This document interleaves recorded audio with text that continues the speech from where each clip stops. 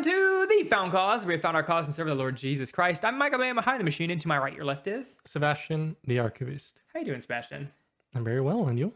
It's been a little bit since we've been here. We did a virtual interview last week, and then I guess we were here the previous week. So it hasn't been that long. Feels like a long time. Yeah. With a Lutheran pastor? With a Lutheran pastor. I feel that the studio, which is in my house, is kind of barren, as you see, completely empty bookshelves. So comment below if you want me to put some books in there. We're keeping them empty because I'm still doing renovations to the studio, so we're just going to move the bookshelf anyways. But it does look like symbolic of my brain, very dumb, very non-apostolically successioned. I don't know. I'm trying to give a segue to you, Sebastian, because today's topic is Protestant Apostolic Succession, which maybe you can help define for us. And why did we even pick this as a topic? Yeah, sure. This came up because a lot of our commenters and also other channels, particularly Catholic or Eastern Orthodox, they say that Protestantism is a brand new faith that came out in the 1500s, so it's only 500 years old, whereas their churches, they can trace their lineage back to the apostles. Therefore, they're legit. Protestants are not. Yeah, I mean, definitely. So 2 episodes ago was a reaction to Dr. Taylor Marshall, who's kind of a controversialist, super conservative Catholic guy in the U.S. And we got some really good comment chains going on. I think one of the funnest things about doing this channel is getting involved, people who care about their faiths in the chat, specifically those who aren't Christian, Catholics and Eastern Orthodox and whoever else that are in the chat that want to discuss it. And it is genuinely discussion. Sometimes it's heated, but typically it's not just like you're ugly and go home. It's heated in a way that's productive. So, I mean, sometimes it's not, but we had some really good productive chains, I thought. And yes, definitely concur. It's not the only episode that we've had commenters and people saying that, how can you be right? Why should I trust you? Because you came out only 500 years ago and I came out 2,000 years ago, which frankly, they often like to point at us and say, you haven't done your history research. I mean, there's definitely stuff that I have not read. So not to stand on my tippy toes like I'm some great doctor that's read everything that's come out about the church. But I mean, we've been doing the podcast for 5 years. I have read church history. Sebastian's definitely read church history. And I don't even know that our commenters have read that much, considering they're wearing crazy clothes and saying, yep, this is how it was in the beginning. Jesus rolled out of Galilee and was like, okay, find me some fine silk, find me the purplest and the reddest clothes you got, and we're gonna anoint a bunch of people and have them wear these dumb hats. It just seems ridiculous. I feel like I told Sebastian we're not going to do this because why extra antagonize, but we could do a skit where it's 1,000 years from now and we pretend to be the Catholic Church and we're in crazy alien outfits listening to techno music and we're like, the faith of our fathers, this is not what they were wearing 2,000 years ago. And so it's kind of crazy that you would say that you've been the same for 2,000 years. We would say that we have the same faith of 2,000 years ago, but certainly all the extraneous stuff is not the same. We don't wear the same clothes. We don't listen to the same music. We don't have some of the same tertiary doctrines. I guarantee doctrines have changed and will change. They just aren't life-saving essential doctrines. I fully admit that our faith is different than the faith of the Corinthians. But I would also say for the better. Paul had a lot of corrections to give to the Corinthians, and surely there was corrections to give to the church at Smyrna and all the other early churches. And so I appreciate the developments that we've had because we believe they are helpful for men. And so Catholics would say the same thing, for the record. Anyways, I digress. We're getting a little past here, but they definitely argue against us, saying that we are new and they are old, which we are always playing defense. Protestants are always playing defense. Why don't we play some offense? Evolutionists are always attacking us and saying, you prove to me, I am the ultimate authority. You prove to me that your God exists. And then they sit there in the fedora and they cross their arms and smile to themselves. And I feel like that's exactly what Catholics do. They typically play offense. They never want to play defense. And so they say, you prove to me that you're an original church and I'll wait. And how about you prove to me that you're an original church? We'll go after them. And so that's kind of the intent of this episode, is to play a little bit of offense and show that the whole we're old and you're not old argument is not right. Mm-hmm. Precisely. And we should start by taking a look at how Apostolic Succession has been interpreted, besides how it is taken today, because I would hold that the understanding of those words has changed over time. Mm-hmm. So I think that will be a good place to start. And then eventually we're going to tie it in to show you that Protestant churches are indeed following Apostolic Succession. So stay tuned for later part in the video. I would go to right away, very early on, Irenaeus of Lyon, a faithful servant in what is now modern day France. And he wrote a lot against heresies, mostly Gnosticism. So we know a lot about Gnosticism before Gnosticism was rediscovered in the modern 1800s, modern day, thanks to him. And in his writing, he actually alludes to this concept of succession from the apostles. He lived in year 120, 130, more or less. So he comes right after the apostles, very early on. He claims to have been taught by a person who taught John. By Polycarp, yeah. Right. Yeah. And we also have writings from Polycarp. Again, incredible all the stuff we have from the early church. But that's a topic. I get carried away. That's a topic for another time. From Irenaeus of Lyon. But again, when we refer to them, to that tradition which originates from the apostles and which is preserved by means of the succession of the presbyters in the churches, they object to tradition, saying that they themselves are wiser, not merely than the presbyters, but even than the apostles, because they have discovered the unadulterated truth. It's writing against the Gnostics and it's against heresies. Notice that he uses these words: succession of the apostles and the presbyters of the church. The Gnostics, quick, very brief, they were a quote-unquote splinter group from Christianity or their own religion. They believed that Yahweh in the Old Testament was evil and Jesus was this new agent on behalf of the one God, one true God, not the evil Yahweh of the Jews in the Old Testament who came to enlighten people. Okay, crash, that's brief. That's really Gnosticism.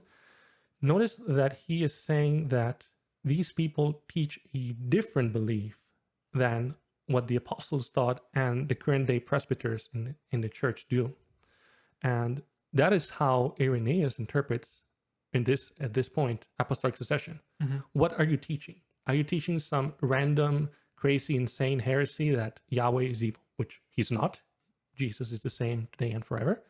And Yahweh is the same in the Old Testament as in the New. Are you teaching the same beliefs as the apostles, or are you teaching some random nonsense?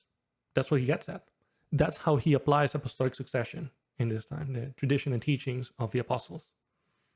I also think, so in case you're missing it, Apostolic Succession means coming after the apostles, succeeding from the apostles. And so we know the 12 disciples from Jesus's time. He anoints 12 men, replaces Judas, of course, with Matthias after him. But like the 12 disciples are the 12 apostles. They have extra super authority, right? Taught directly by Christ, commissioned by Christ to go make disciples of all the nations. We as Christians would all argue, I believe, that the apostles have an extraordinary amount of authority. When they say something is true, we believe them by nature of them being directly taught by Christ and having a special authority that today we don't have. So we would argue, with exceptions, like there are people who would argue that they're modern day apostles, which usually is a gigantic red flag, run away forever. I would say always, unless they define apostle in a way that's different than what you normally would, that's a huge red flag. But mainline Christians today would say there are no new apostles, and therefore that was a special authority given to just these apostles. And so today we don't have the right to say God is telling me this, or God has changed this, or let me elucidate the scriptures for you that weren't elucidated by the New Testament already. And so the apostles were able to do those things because it was a new time. But now after the apostles, no more scripture, no more teaching like that. And so all of the teaching of the Roman Catholic Church, which is a huge amount of teaching, is supposedly tradition that was given by the apostles. So way back when Jesus had just been raised again from the grave and descended into heaven, and he gives the authority to the apostles start teaching verbally all this stuff that the Roman Catholic Church now teaches. And so they claim that every single bit of their very, very long catechism and official beliefs was given by the apostles, which is bold. Other church, like I would say, we have beliefs at my church that we know don't originate from the Bible. Like we would say that that in vitro fertilization is okay as long as it preserves the life of the baby because of the zygote, not killing a zygote, right? Things that aren't explicitly outlined in the Bible. We could argue them coming from the Bible, but we know the apostles weren't talking about in vitro fertilization, right? Say that right here. the Roman Catholic Church would say that their dogma about abortion or whatever else comes from the lips of Peter, which is quite bold. And so I say all that to say, here's the first usage of this kind of argument that these people are wrong because they don't believe in the traditions given to us by the apostles. And as we discussed, Irenaeus, who's saying this, is at least a generation removed from the apostles. So he starts calling on things the apostles taught because the apostles are long dead. So you kind of need to. Right. So we actually agree with Catholics and Orthodox in the definition of that, in this sense of succession, that we must have the same faith as the apostles. So because we're the same, we should be the same church. I think we agree on that. We disagree on what those traditions mean, for sure, as you just elucidated. Another big point too, that in order to have valid succession, the succession rests on the bishops, which were ordained, as they would say, Catholics and Orthodox. Catholics are more clear in the catechism, so I would refer to that. The bishops must ordain other priests or bishops, and then that's how you have succession, because, we people die at some point in our lives, someone must succeed us. So then your bishop, as they would say, the positions, we'll talk about the positions in the church in a bit, he must lay hands on another person, and then that's how he can ordain the other individual to then take his place as bishop. That's very important in Catholicism and Orthodoxy. That's how you, besides the teaching and tradition, you must also do the laying on of hands so that to do the proper sacrament of ordination. That's critical. That's how they say we can trace our lineage back to someone laid the hands on this person who was ordained by this person, and so on, supposedly going back all the way back to the apostles. Right. It's very hard to trace that because, it's been a long time, but in theory, that's the claim that they make. So, okay, fair enough. And what I wanted to get on is, since we talked about Irenaeus and how the Catholic Church and Orthodox, they have a more expansive definition of succession, has the meaning changed over time? Well, I would say you can definitely see that. It used to be, the emphasis was, what are you teaching? And now has evolved to not only what are you teaching, but also, have you been ordained by bishops that are in succession with our church? Either Catholic or Orthodox, or Nestorian or Coptic, name your apostolic church as they call themselves. So I would contend that it has indeed changed over time. And we should see now Cyprian. I do have it here. Cyprian of Carthage, the one who said there's no salvation outside the church. They also love quoting that, saying that they are the one true church, Catholic or Orthodox. The same Cyprian talks about the position of the bishops, which is important. So let me pull that out from the Unity in the Church. And let's start with this one from Unity in the Church, chapter 3. Certainly, the other apostles were also were what Peter was, endued with an equal fellowship, both of honor and power. But a commencement is made from unity, that the church may be set before as one, which one church, in Song of Songs, doth the Holy Spirit design and name in the person of our Lord. My dove, my spotless one, is but one. She is the only one of her mother, elect of her that bear her. Notice, and it's going to be important as we keep going down the line, Cyprian is saying that the other apostles were equal with Peter. Catholics will be saying nowadays that bishops descend from the bishopric, the bishop title bishop from Peter, the one true holy pope. Cyprian, very early on, is saying how all bishops who descend from the apostles share the same authority as Peter. I go on another part from St. Cyprian on the unity of the church. After describing when the Lord says to Peter to feed my sheep, now I quote, on him he builds the church, and to him he gives the commands to feed the sheep. And although he assigns a like power to all the apostles, yet he founded a single chair, and he established by his own authority a source and an intrinsic reason for their unity. Indeed, the others were that also which Peter was. But a primacy is given to Peter, whereby it is made clear that there is but one church and one chair. So too, all are shepherds, and the flock is shown to be one. fed by all the apostles in single-minded accord. If someone does not hold fast to this unity of Peter, can he imagine that he still holds fast to the faith? If he desert the chair of Peter upon whom the church was built, can he still be confident that he is in the church? So, I mean, if you have any reactions, Michael, please feel free to share. I would just comment that he's emphasizing that the church must be united, because in his time there were all the schismatics in North Africa that were saying lapsed people can't come back in the church, and people that follow Easter and a different date are not Christian. Okay, a lot of schism in North Africa where Cyprian was at. So notice that he calls for unity in the single chair of Peter. You might be tempted to say, the papacy. Mm-hmm. But hold on. He says that all the apostles share in this throne of Peter equally. And the call to the chair of Peter is, yes, to the bishop, but all bishops sit in the chair of Peter. They all follow in the steps of Peter. Right. Is pretty much what he's getting at from these two quotes. So if you don't follow this unity of the church in the steps of the apostles, are you part of the church? Is pretty much what he's asking. And he's asking the schismatics that you must be in lockstep with the apostles. And I've heard, I think ironically, Catholics quote this in debate about the primacy of the Pope. They'll quote Cyprian and say, do you see that he says, like, if you desert the chair of Peter upon whom the church is built, can you still be confident that he is in the church? Meaning anybody that doesn't belong to the Pope, because they claim the seat of the Pope is the seat of Peter. And so if you're not following the Pope, are you really a Christian? But this quote, like you're saying, correctly read, is actually saying that Christ talks to Peter, but Peter is symbolic of all the bishops. And so he specifically says here, primacy is given to Peter, whereby it is made clear that there is but one church and one chair. So too are all shepherds, and the flock is shown to be one, fed by all the apostles in single-minded accord.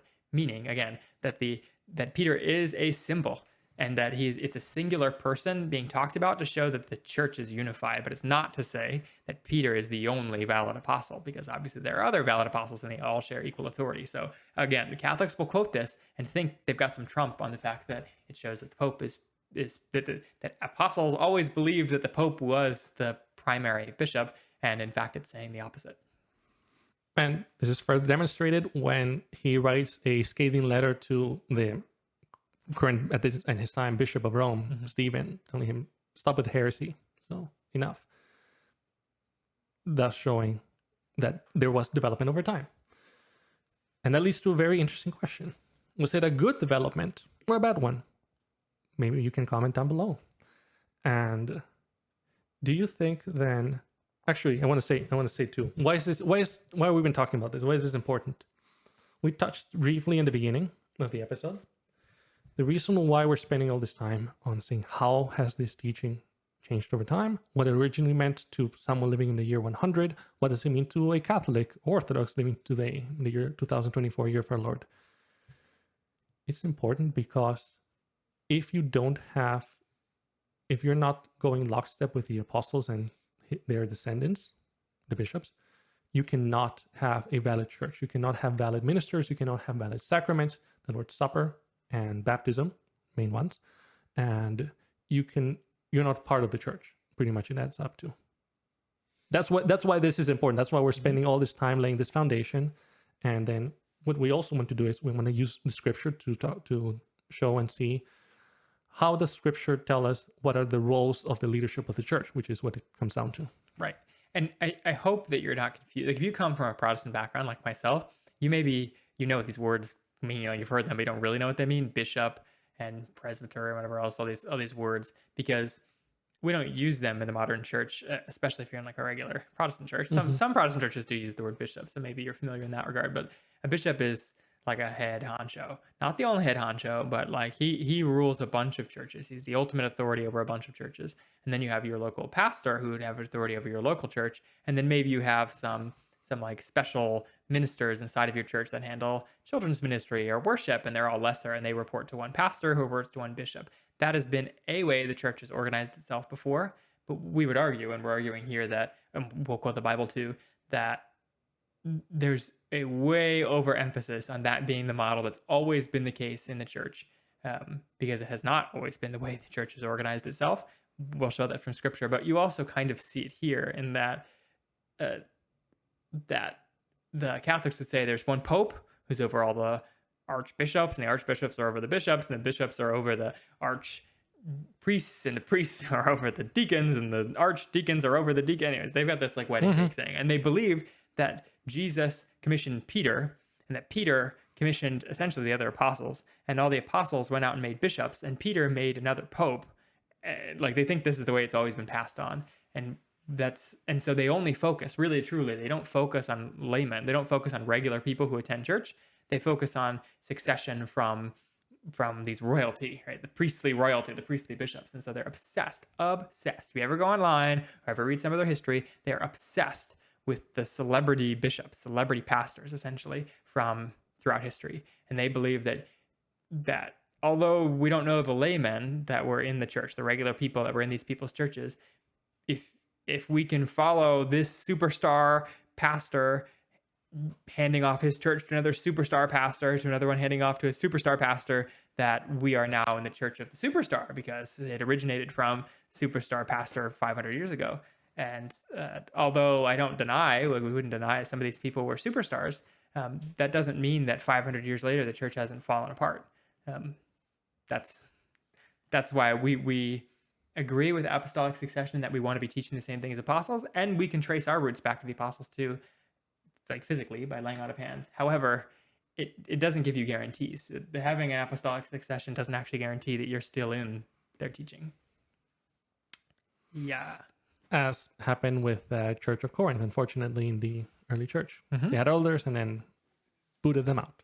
Paul himself wrote 2 letters to him. We get another very famous church letter post-Paul called the letter from Clement, First Clement, that's also straight to the Corinthians, and they still are messing up and they still die. So they certainly had apostolic succession, right? An apostle, Paul, went to them and taught them, but they did not have the faith, and they left. So maybe that's a good time to transition to justifying roles given in the Bible for church leadership. Yep. And then I do want to quote from Jerome, so you can see that a church father applies what we're reading into what we would even call Catholic theology, and then we'll build from there a case that Protestants indeed have apostolic succession. All right, so here's Bible quoting time. Again, if you're Protestant and you're just tuning in, you're like, gosh, I don't care about any of this church history. Let me quote some Bible for you. If you go to 1 Timothy chapter 3, you will see this. Some organization from Paul to Timothy, who's like Paul's successor. Paul is trying to set up a successor in Timothy. Do we know what Timothy did? Not really. I think that goes to show that Paul might have his own designs, but the Lord is ultimately in charge, and that Paul probably imagined that Timothy would be a very important person. But we don't really know much about Timothy past what Paul writes to him. He doesn't do anything very important in history. But it's really useful for us that Paul thought Timothy was going to be his like ultra successor, because he writes a lot of very specific instruction to Timothy on how he thinks the church should be organized. And so it is inspired details for how we should organize our own churches without having to make Timothy like Pope number 2. So he says this to Timothy: "What I say is true. Anyone wanting to become an overseer," and that word overseer is really important, because the word overseer in Greek is Episkopos, which maybe you recognize from the Episcopalian Church in the U.S. here, or whatever. In other words, the Greek word episkopos, which means overseer. Some would translate it elder, but an elder is an older person, an overseer is somebody wiser. That's all it means. There's not any special Greek lexical use of it, except post, in the Christian context, people make it to mean a lot of things, but here it really just means overseer. Anyone wanting to become an overseer, in subtext, the church, right? You're in the church, desires a good work. An overseer, same word, must not give people a reason to criticize him, and he must have only one wife. I'm going to pause again. Clearly, this is a man. It's not only using he language, which uses a lot of he language in the Bible that doesn't necessarily preclude women, but must have one wife. This is, again, only men have wives, one man. Also, interestingly enough, episkopos is used as the word that Catholics derive the word bishop from, yes. I believe. And so it's supposed to be this high authority. So there's bishops, which are above your local pastor, which are above anybody else in your church. So bishop is supposed to be super, super high. The bishops in Roman Catholicism, famously, priests and bishops cannot marry. Now, With the exception of Eastern Catholics, very important to mention because they like to say, okay, our yes. commentators have like a field day of saying that according to them, oh yeah, Catholic priests marry. They never marry. It's a discipline that Catholic priests are not allowed to marry, but they could marry, but they're never allowed to. And they tolerate others who would get married, but Catholic priests don't marry. This is not a news flash. This isn't a secret teaching. Yes, putting aside all the Eastern Catholics, which are a small, very, very, very small percentage of Roman Catholics. Catholics make it a point to not marry as priests. Yes. But Paul here is saying that if you're going to be a bishop, so even higher than a priest, a bishop, which I would argue that overseer is a pretty normal position. It's not like some ultra position. We'll get to that. Jerome agrees to that too. But this position, whatever it is, the overseer, must only have one wife. I would insinuate that probably means he should be married. So I would say it is unqualifying to not be married. Mm-hmm. There are even Protestants who would totally disagree with me there. They would say having one wife is really code for having only ever had one wife. And so it could mean that you've never had a wife. However, I'll keep going. It says he must be self-controlled, wise, respected by others, ready to welcome guests, and able to teach. He must not drink too much wine or like to fight, but rather be gentle and peaceable, not loving money. He must be a good family leader, having children who cooperate with full respect. Pause right there.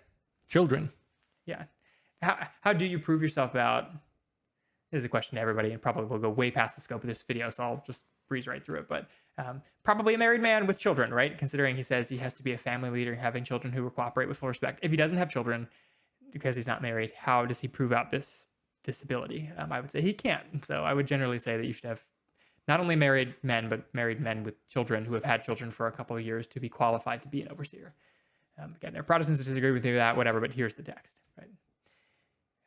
I'll keep going. If someone does not know how to lead their family, how can that person take care of God's church? But an elder must not. So here's the word elder. Presbyteros. Different word. So not the word for overseer, not episkopos, but presbyter. Using English here.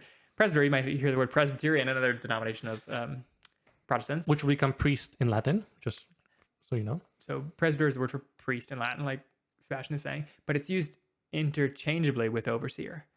So some would argue, Presbyterians would argue, that there's a role, a presbyter role, and then there's an overseer role above that, or below that. They organize themselves kind of weirdly, honestly.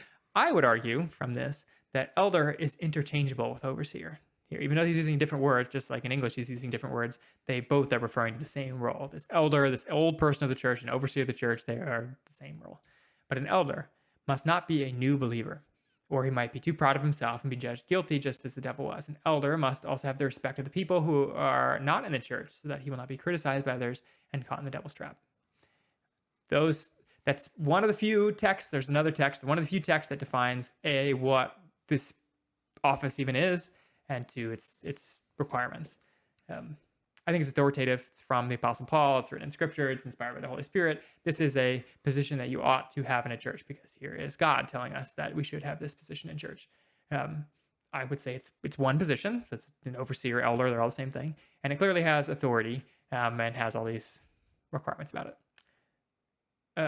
Those are the orders. So from that, it's kind of brief paragraph. I just read it all here. That's where all of the tradition, the great giant traditions of bishops and priests and all the ordinances that they do, and the dances and the funny hats and the councils and the voting and everything that you can think of that might be related to bishops and priests and everything you might have seen on, I don't know, the Da Vinci Code or whatever else, that is from this small paragraph, which, it's not present there. There's a lot not said here, right? There's a ton not said here. And so I would say we really that allows for a lot of Christian freedom on how we organize ourselves, that there should be some elder role, should be some overseer role, whatever you call it.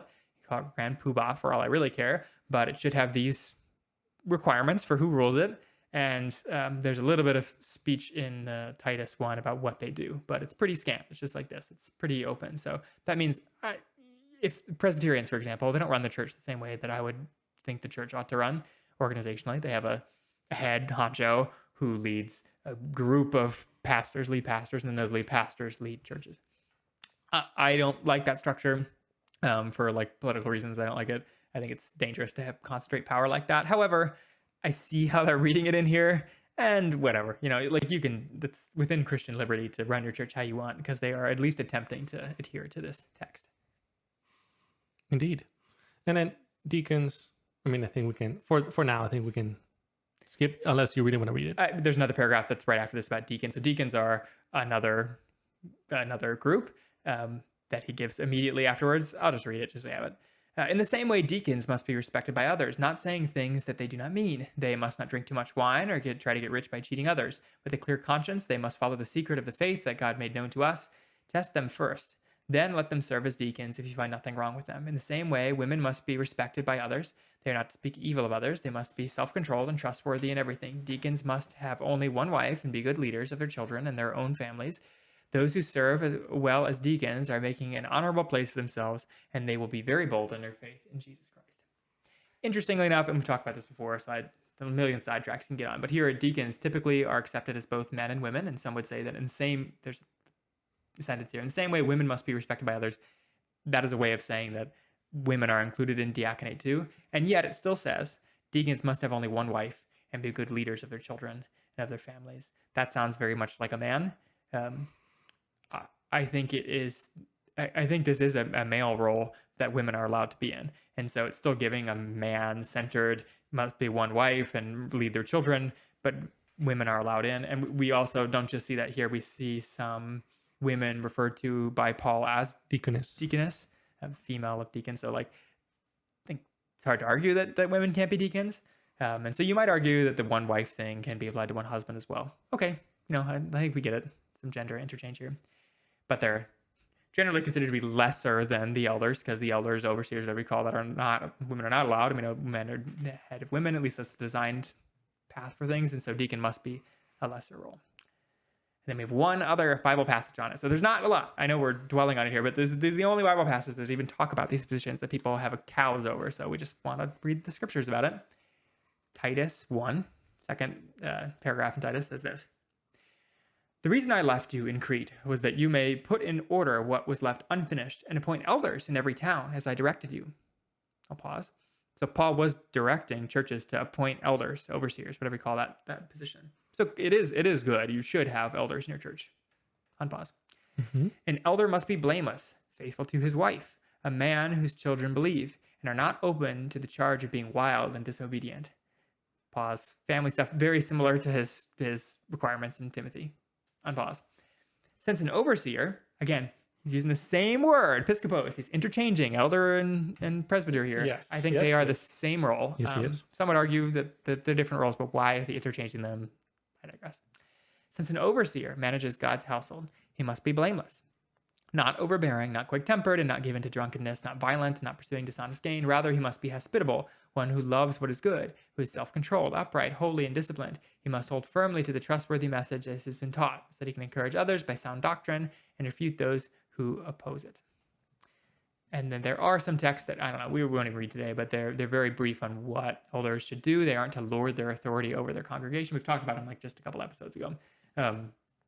And that congregants should listen to their elders and also listen to the Bible and correct their elders by the Bible. There's very scant. It's not like they should hold the candle this way or they make sure they're dunking people the right way. There's none of that. There's no ordinances of baptism, no ordinances of marriage, none of the things that you think about pastors doing, even preaching. It doesn't even talk about preaching. It says they should be able to teach. So you assume they are teaching, but this is all we got. This is all we have on these roles. So if you're hearing the Protestant position, at least the Baptist position, is that there's really two roles. There's overseer, and there's multiple of them. There's not one guy per church. Lord willing, there's many of these men. And then there's deacons, and then there's everybody else, right? And the deacons serve the overseers in running a church so that it organizes well. We would say the first elders ever appointed are by the apostles right in the very beginning in the Church of Jerusalem. Some women are complaining that they're not getting their fair share of the widow's food, and that it's going to the Jewish women first before the Greeks, and the Greek women aren't getting their fair share of food. And the apostles are like, stop whining.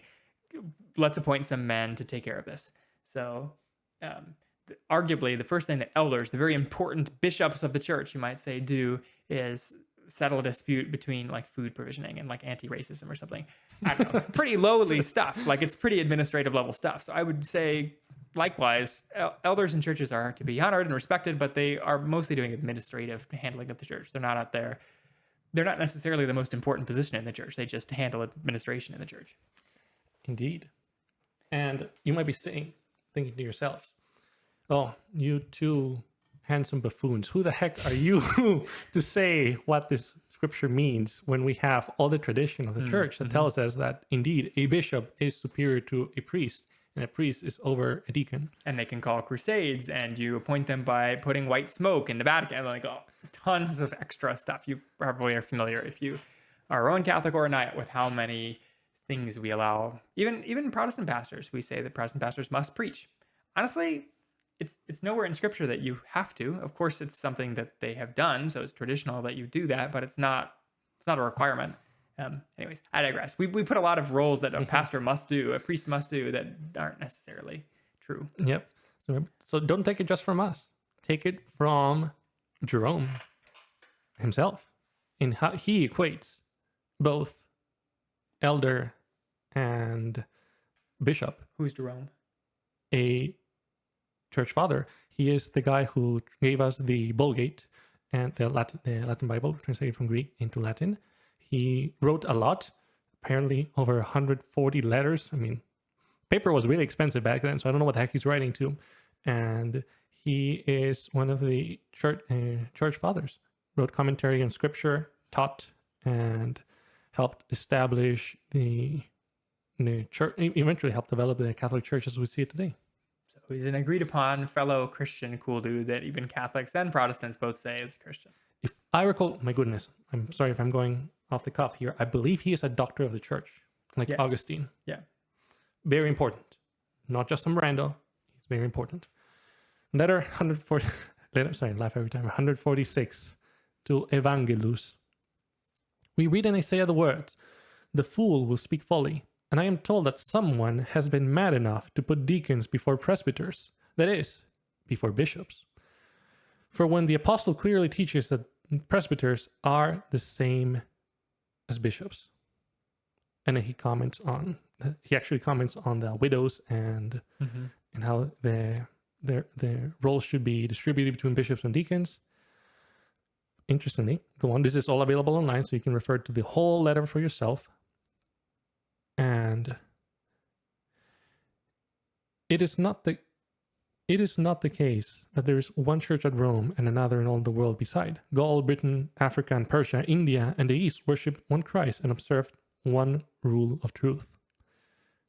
Well, that's fascinating. They're all united in belief, even though they didn't have the papacy at this point. Well, I bet the papals, so the Roman Catholics, would probably argue that he's saying that France and Britain and Africa and Persia and India and East were all subject to Rome at this time. But I think it's pretty obvious that he's saying that they aren't, that they're all in the same church, even though they're not subject to the Pope. And we'll get to that. You might be saying, what? Obviously, he's saying there's one true vicar of Christ in Rome. We will get to it in the letter here. If you ask for authority, the world outweighs its capital. Wherever there's a bishop, whether it be at Rome or at Ingubium, or some random town. He's doing this on purpose. Like he's presiding an important, well-known city to some, like, no offense to them, backwater. Whether it be at Constantinople, I continue. Whether it be at Constantinople or at Rhegium, whether it be at Alexandria or so on, his dignity is one, and his priesthood is one. Neither the command of wealth nor the lowliness of poverty makes him more a bishop or less a bishop. All are alike. All alike are successors of the apostles. Equality of the bishops. Interesting. I think I'll just leave it at that. There's no need to comment on that. Yep. I'll go on. But you will say, how comes it then that at Rome a presbyter is only ordained on the recommendation of a deacon? To which I reply as follows. Why do you bring forward a custom which exists in one city only? What do you oppose to the laws of the church? A paltry exception which has given rise to arrogance and pride. The rarer anything is, the more it is sought after. In India, penny royal is more costly than pepper. Their fewness makes deacons persons of consequence, while presbyters are less thought of owing to their great numbers. But even in the Church of Rome, the deacons stand where the presbyters seat themselves. Although bad habits have by degrees so far crept in that I have seen a deacon, in the absence of the bishop, seat himself among the presbyters, and at social gatherings give his blessing to them. Those who act thus must learn that they are wrong and must give heed to the apostles' word. It is not reason that we should leave the word of God and serve tables. They must consider the reasons which led to the appointment of deacons at the beginning. They must read Acts and the apostles and bear in mind their true position. Okay, yes, he comments on the passage that you just cited. And he corrects me actually, because that's the first known appointed men of deacons. These are deacons that serve tables, which is appropriate, I guess. Pretty lowly task for deacons, servants. So this makes sense. Yes, and he will comment on how, and this is how you see the development over time, that the bishop is elected from the presbyteries, but he's equal to them. He just elected in order to help organize them. So not as a sense of superiority, as like a superior rank. It is for the sake of organization. And it's fascinating, as you can see here too in this letter, Rome had multiple elders. Thus, I would hold that Clement wasn't the Pope. He was an elder, a fellow elder of the Church of Rome, not the one true elder of elders. Right. And we know, so Peter writes, the Apostle Peter writes in his letters, and he calls himself a fellow elder in the church, which is odd considering Roman Catholics believe he is like the elder, right? John calls himself the elder, and he's not even at a church. He's in exile. So like John, I think, just means he's old. He's like the old guy. He's really old. Peter, I believe, is using the office of elder. But in any case, he calls himself a fellow elder. Like Jerome is arguing here that all the elders are equal, and presbyter, elder, the same word. He's just using these fancy words. And bishop is overseer. It's the same words. You're just reading the Bible. Jerome is arguing, like I was just arguing, that they're used interchangeably in Scripture, and so we shouldn't make them different.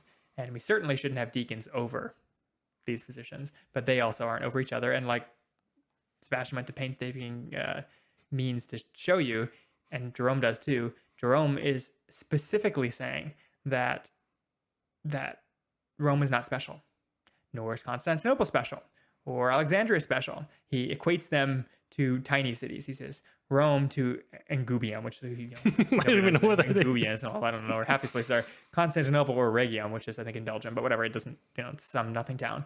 And then Alexandria or Zoan, which again, who knows where Zoan is. And so if you know your church history, you'll know that a couple important cities of the Roman Empire decided that they were the most important churches that were founded by apostles, and everybody else kind of, were little peons.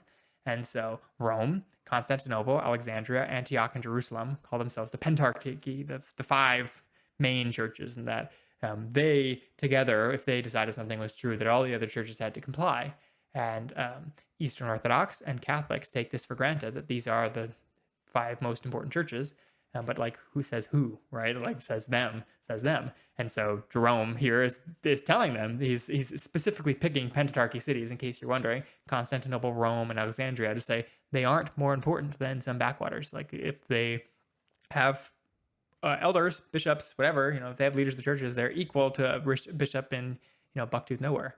And so Jerome, doctor of the church, official Catholic source, official Protestant source, is saying what Protestants say today, and that is that all priesthoods are equal. Like there's a priesthood of all believers, and that while we should have overseers of our local churches, one is not greater than the other. So I can't point to Rome and say he is my superior.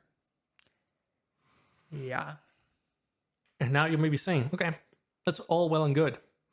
Protestants don't have any of this. And to that I say, are you sure? Do you think now we can dive on that? Yes, and by this you mean, so obviously Protestants organize ourselves in many different ways. Like my church does not have bishops.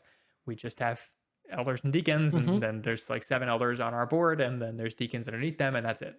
And they voluntarily ascribe to a denomination, but they don't actually sit under the authority of the denomination. So there are people who run our Baptist denomination, but we could say we don't agree with you, and they'd be like, okay, bye, and we would still consider ourselves Christians, and it's just like a association we're part of.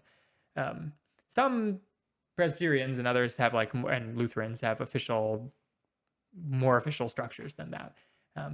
So do you mean that, or do you mean we don't have apostolic authority? We haven't been touched by a homie like Jerome? Well, both, I suppose. That's fine. Yeah, both.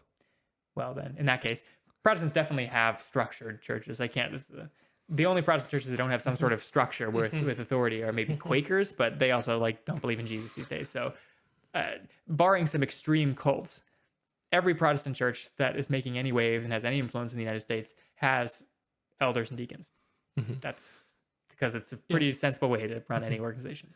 Something that I should mention for too is that in Catholicism, I don't know about Orthodoxy, comment down below if this is the case. Through the sacrament of ordination, you have a mark that's put on your soul that you cannot lose, even if you are no longer Catholic. I mean, Orthodox may be different. Comment down below if you think so.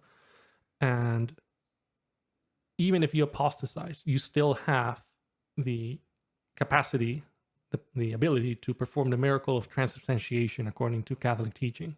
So, because it's a permanent mark on your soul, the priesthood. Okay. Now, we don't believe that, but you believe that. So please hold to your own beliefs if you are a Roman Catholic and hold to that. Okay. So I neglect to mention it, but it's going to be important now. Okay. Going back to the original reason why we're doing this. They say that Protestants don't have valid sacraments because they are a new church that spun out of nowhere. That's at least in pop culture, that's how they say it.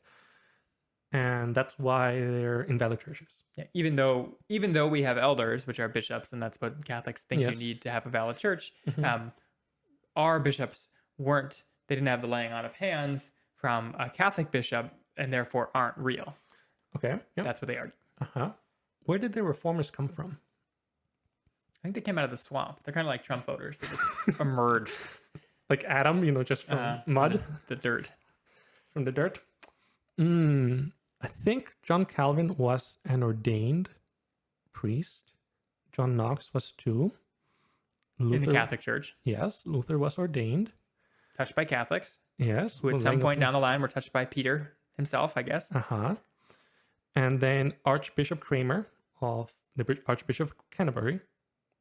Archbishop, I think the title gives it away. He was, there was laying on hands that put on him the mark of ordination in his soul.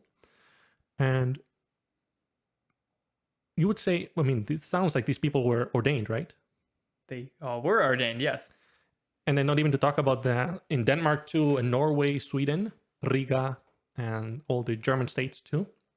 So they were ordained. They had the mark on their soul, as Catholics would believe. Maybe Orthodox, again, if you disagree, if Orthodox don't have this belief, comment down below. Catholics say that you can't lose that mark, so you can perform sacraments. Okay. Did Kramer or Calvin or any other reformer that were priests or bishops that joined the Reformation, do you think they ever ordained other people? Well, obviously they did, yes. Otherwise, there would be no Protestants today, right? Exactly. Okay. And then did they then pass on that charism of ordination to others? Because you can't lose it.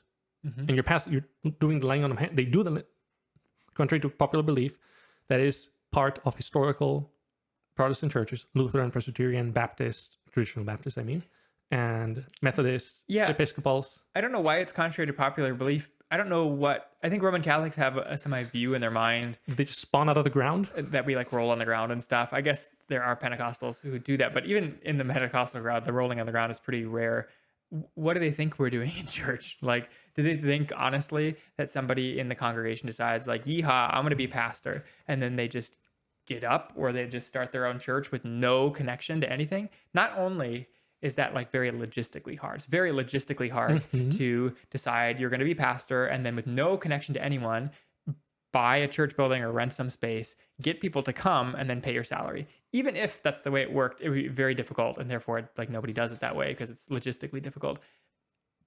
Therefore it is not the way people are doing things. But people go to a seminary. The seminary is usually connected to a church. I think almost always it's connected to a church, and that church will ordain these people with a laying on of hands from a long line of apostolic succession, going all the way back to these guys that Sebastian is citing, as bishops, as elders, as pastors, whatever you want to call that position. And then they go out and usually they join existing churches and then get planted by an existing church. That's typically how things go. And so there's lots of moments of ordination and laying on of hands, not only from their seminary, but also from local churches that go plant them someplace. So there's definitely apostolic tradition or succession within the Protestant church.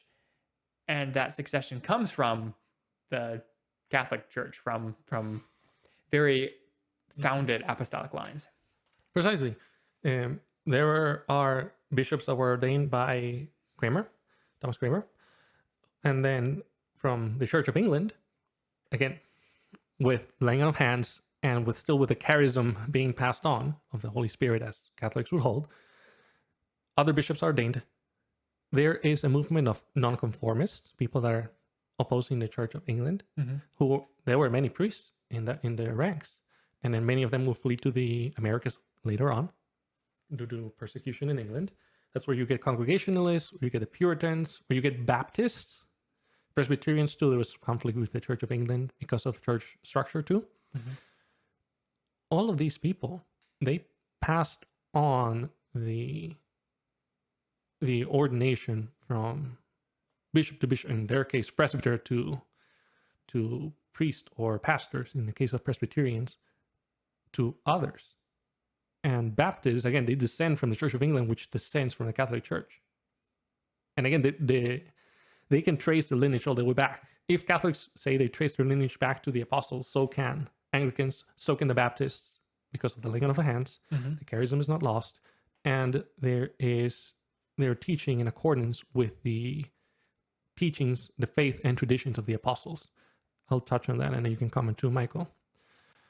You might be saying, okay, yes, they're all clearly laying their hands on each other. Wonderful. Okay, fine.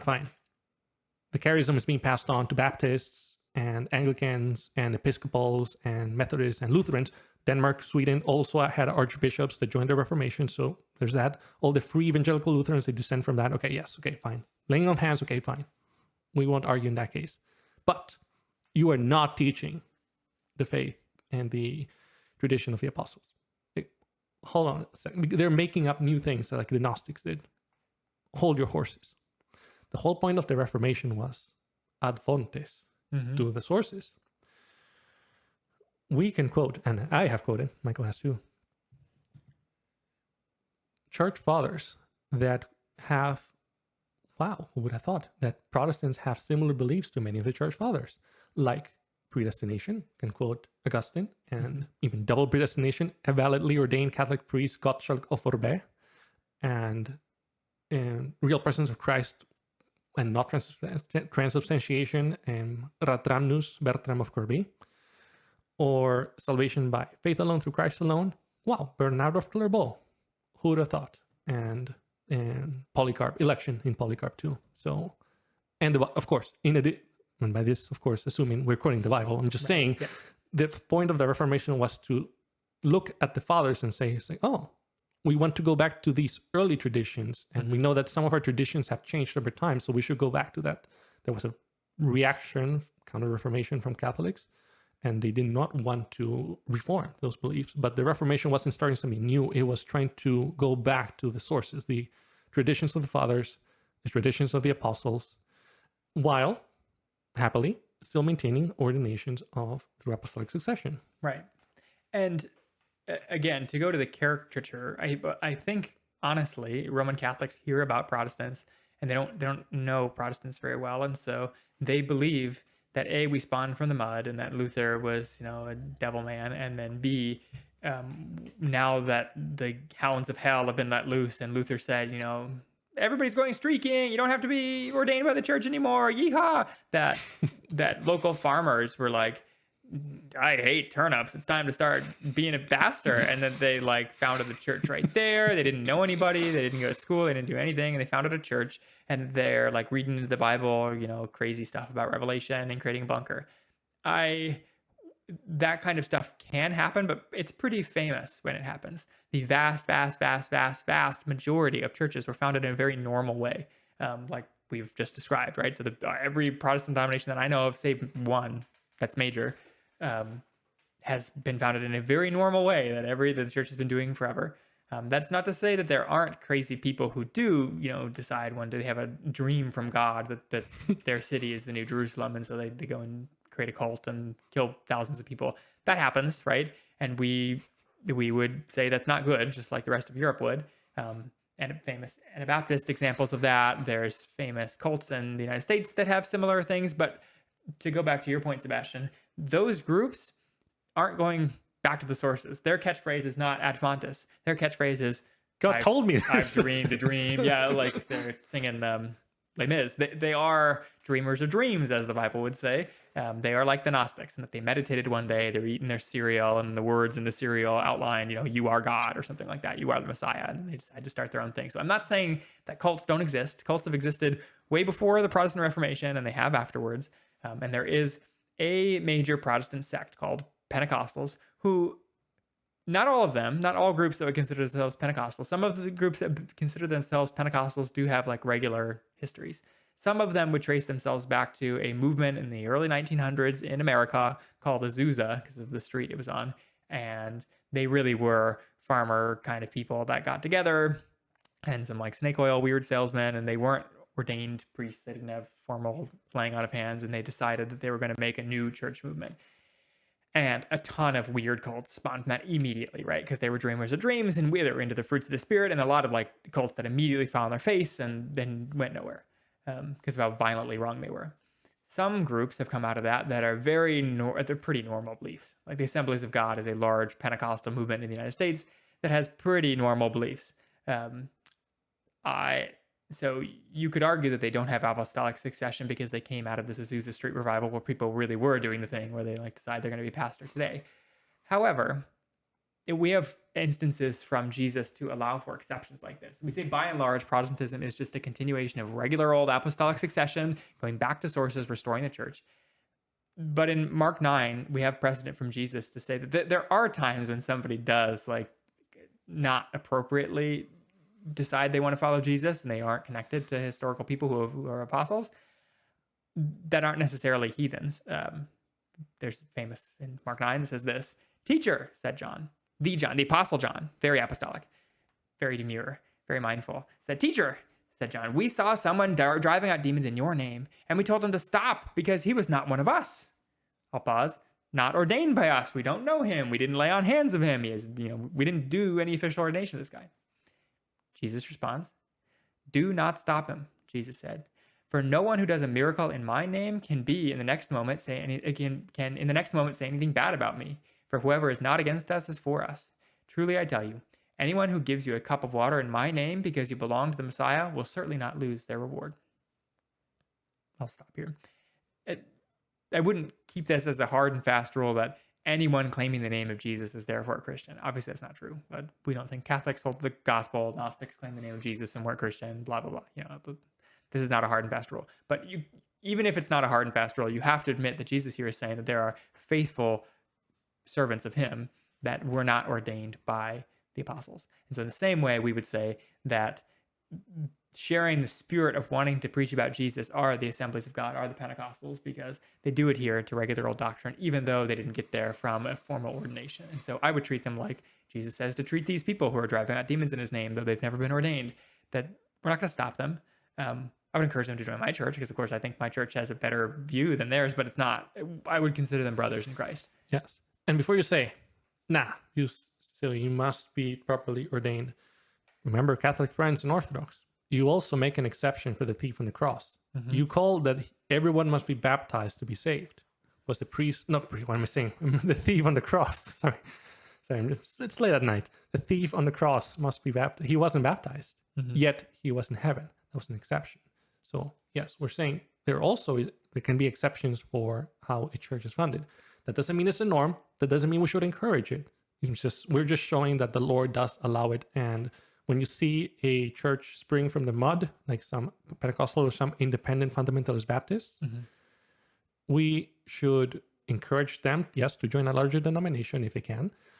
But if they don't, you examine their teachings and saying, are they preaching the Spirit of Jesus? Do they bear fruits of the Spirit? Yep. And if so, then they're not against us. We should let them be. It's not the norm. We have a precedent how to do things, as we have seen from the letter of Titus and of Timothy. But exceptions can happen.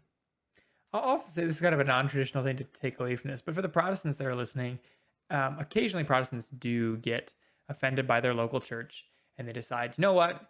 The original churches weren't in these fancy schmancy buildings and worried about budget and money. We're going to make a house church. And so we're just going to hold church in my house. And we're only going to have 5 families that come. And that's the way the original church was. And that's how we're going to do it today. And if you're familiar with the house church movement, because it's a bit of a movement since the 70s, is very, very volatile. Like you hear about a house church and it probably opened its doors and closed its doors within 3 years. They're extremely volatile, lots of hurt feelings.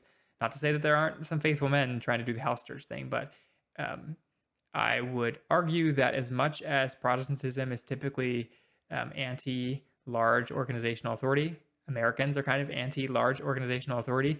There is biblical precedent for proper authority in a church, and it's not wrong to be in a 200-person church. That's totally fine.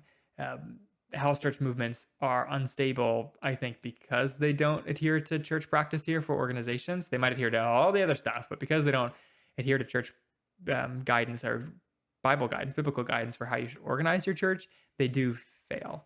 And so in the same way, I trust that churches that spring up from the mud in the middle of Azusa typically burn out real hard. And that's what you see from house churches. You see it from churches that spring up from the mud. They normally burn out really, really fast because the Lord isn't blessing it. And so I'm not particularly worried about people who go out into the woods and have an epiphany, because the truth comes to light. The wicked are here today and gone tomorrow. So yes, there are cults that have started that way and have influenced the world. But honestly, most of them are really short-lived. Like even Jehovah's Witnesses and Seventh-day Adventists and Mormons, I would imagine they're not going to be around in 100 years. And I know it's hard to say because of how influential they've been in 100 years, but they're burning out already. I don't think we'll have to worry about them in 100 years because they are bad faiths. They're not consistent with Scripture. They don't hold themselves together. They don't have the Spirit of Christ. They're probably going to burn out. And so maybe aggressively here, I could say, because the Roman Catholic Church has abandoned the Spirit of Christ, they have about 1,500 years of more or less faithful adherence to Christ. I would probably give them the same amount of time to burn out. So I would guess by the year 3000, there will be no Roman Catholic Church. And I know that's really hard to say because many people consider themselves Roman Catholic and how influential the movement is, but I can see it burning out even faster considering how fast it's burning right now, right? But I'd at least give them another 1,500 years to die, just like I would give Mormonism another 100 years to die, considering they had like 100 years of success. That's my bold prediction here, is that churches without the Spirit of Christ, we want to call them out. We want to call their parishioners to join the true church, whether that's our church or whatever faithful church there is in their area. But I'm not staying up late at night worried about them taking over the world, because I believe the promises of God, that he founded his church and that the gates of hell won't stand against it. And so whatever that church calls itself or wherever it's located, whether that church completely disappears from Europe or from the United States or from Canada or from South America or wherever else, it will not be extinguished from the earth, and it will sustain itself throughout everywhere. So I am not worried about the future of the church being corrupted by mud people. That's a weird way to end it, but that's what I meant, is that I'm not worried about random startup movements because they burn themselves out.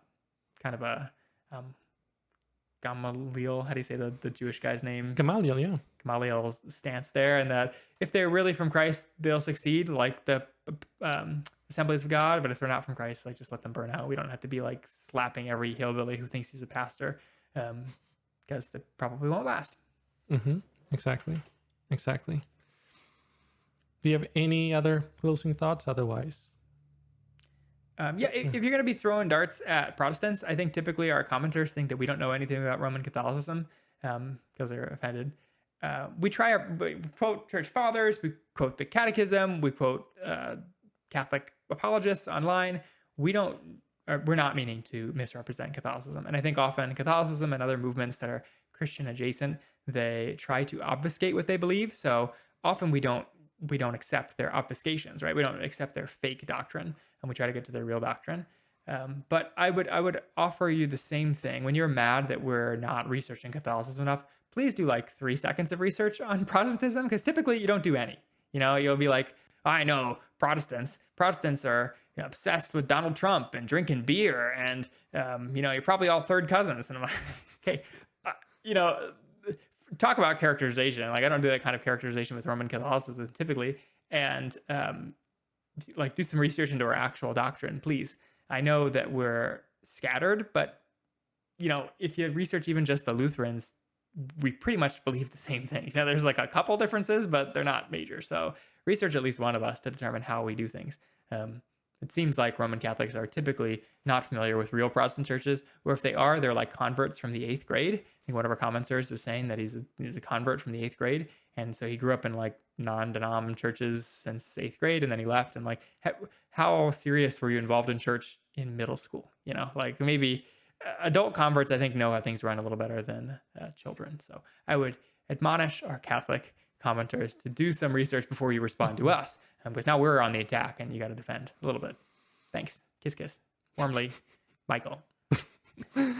My hope from Sebastian is that you have seen, we have laid out, made our case that Protestant churches are indeed apostolic in nature. They have the same teaching as the apostles. They have been ordained, again, historical, normative Protestant churches, Presbyterians, Lutherans, Baptists, Anglicans, all affiliated groups, have been ordained by the laying of hands, following the tradition of the church, and also following the teachings, the doctrine, sound doctrine of Christ, as faithfully as possible, and honoring the fathers too. There may be a lot, unfortunately, yes, a lot of non-denominational churches and independent fundamentalist Baptists that don't think about history, don't think about other past Christians that much. That's a shame. We should encourage them to do 3 seconds of research, as you're saying. Same to Catholics and Orthodox out there. And read, there's catechisms for Presbyterians, Lutherans, and Baptists that go back to the Reformation, or pretty much, within that time of the Reformation. So there's plenty of material to go look at. And the beauty also of these churches is that we hold hands with each other. While I don't personally go to a Lutheran church, I see that they bear the fruits of the Spirit. They are brothers and sisters in Christ. Likewise, Presbyterians. Likewise, you can say about Methodists. I mean, not all Methodists. Some Methodists. They're in the mess nowadays. And same with Anglicans. So it was actually a very ecumenical, side note, it was a very ecumenical movement back then. They were saying the Church of Christ is everywhere, wherever believers in Jesus Christ are gathered, which was not the position at that time of the Orthodox and the Catholic Church. It was like, you must be part of our organization, institution, otherwise you're not in Noah's Ark. And you can't be halfway in Noah's Ark. I mean, you could be like, in the movie Noah, you could be like Tubal Cain just holding on for dear life. But no, that's not what they didn't think of that movie. So you must be inside, member, part of the church receiving the sacraments to be saved. Western Protestantism, the church is everywhere, wherever Christians are gathered. Yeah. And sorry, we'll just keep talking. It's a long episode. There are some Protestants, like you said, independent fundamental Baptists or others that just who is nerdy enough to research all this church history, when they're confronted with Catholic propaganda about all church history being Catholic, and then they'll quote some guy who like loved Mary. We will panic. Protestants will panic and go, like all our early church fathers were Catholic. Like, we'll believe the propaganda, and then we'll say, well, I don't believe, I don't care about whatever these people said for 1,500 years. I believe what I believe now and what Scripture says. We don't have to be afraid of church history. It is our church. And just like sometimes we disagree with, Joe Schmo down the street, but we still consider him a Christian, we can disagree with the guy who loved Mary and still call him a Christian. They were not Catholics. Not modern Roman Catholics, I should say. They were Christians, typically, and they had differences with us, just like we have differences with each other. But they believed in core tenets that the current Roman Catholics don't agree with. So don't buy Roman Catholic propaganda when they tell you that church history is Catholic. It's not. And so don't be afraid of using it, because really, they say that they have history and we don't. We have history and they left the church. So like, don't let them lie to you and buy their lies by telling you that history is theirs. History is actually God's, and we are God's. So we have the history, they do not. And like I said, I expect, because they actually aren't, as much as they argue and they stole the buildings and they freak out and they wear the hats and they say that they're the original church, they aren't. And so I expect them to be gone in some amount of years. Clarification, when you said we are God's, you mean with apostrophe? We belong to God. Thank you. Just we making sure. We are not gods. Maybe in the little g sense, like little judges, but no, we're not God. Beautiful. That's all I got. Yep, and that's why we have found our cause in serving the Lord Jesus Christ. I've been Michael, the man behind the machine, and to my right has been Sebastian, the archivist. Until next time, when we talk about something completely different, you can find us on Facebook.com. We're on YouTube. We're on Spotify. We're on iTunes. We're on Podbean.com/foundcause. You want to download just the audio episodes? We're everywhere, baby.